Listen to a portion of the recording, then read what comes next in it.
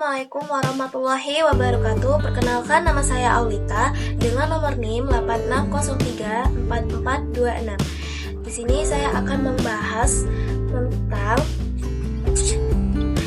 peran filsafat ilmu dalam pendidikan modul 5.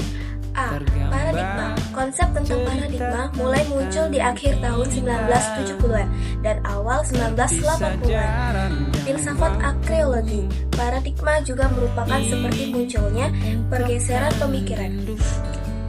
Bermula dari pemikiran individu ataupun kelompok yang diyakini kebenarannya sebagai landasan dalam bersikap dan berperilaku. Sebuah paradigma sebenarnya merupakan penyampaian atau transfer pengetahuan dari mulut ke mulut atau dari sikap dan perilaku ke sikap dan perilaku yang teramat dan berterima. B. Beberapa landasan berpikir ilmu pendidikan. Dalam bagian ini kita akan memahami apa yang menjadi paradigma atau landasan berpikir atau kerangka berpikir ilmu pendidikan yang landasan filosofis mencakup makna dan hakikat pendidikan yang berfungsi untuk mencermati seperti apakah pendidikan itu, apa tujuan pendidikan, mengapa pendidikan diperlukan, bagaimana mencapai tujuan pendidikan. Landasan yuridis mencakup Pancasila dan Undang-Undang 1945 di mana nilai-nilai pikir Pancasila menjadi ideologi negara sekaligus ideologi pendidikan Indonesia. Landasan psikologis pendidikan Indonesia meyakini bahwa aspek kejiwaan atau kepribadian sangat menunjuk keberhasilan pendidikan khususnya dalam mengatakan intelektual, spiritual, dan emosional peserta didik.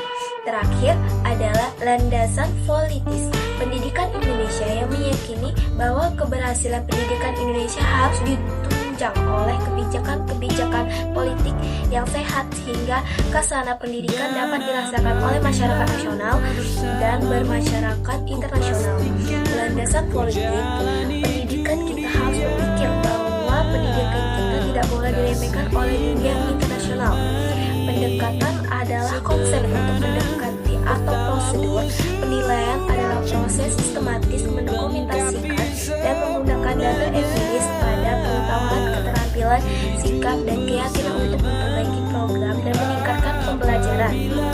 Evaluasi dan penjaminan mutu adalah penentuan sistematis dari suatu tindakan, nilai, dan manfaat dengan menggunakan kriteria yang diatur oleh seperangkat standar.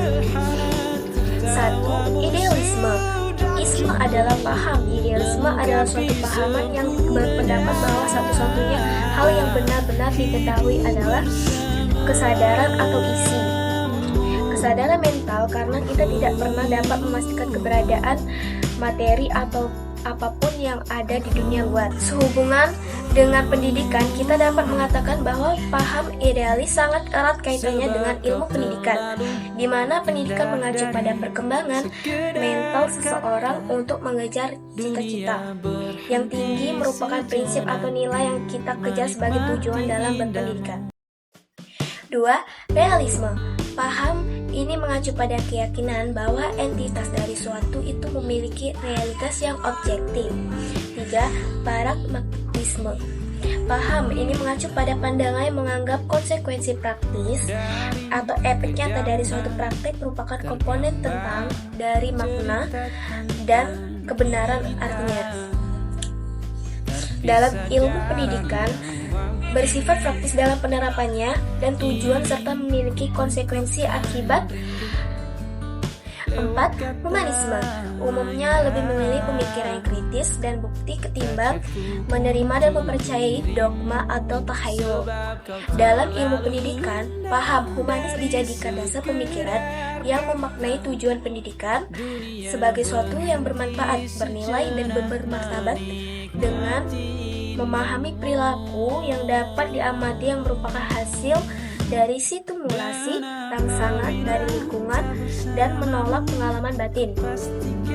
Dalam ilmu pendidikan yang menekankan perolehan pengetahuan melalui prinsip stimuli respons penguat.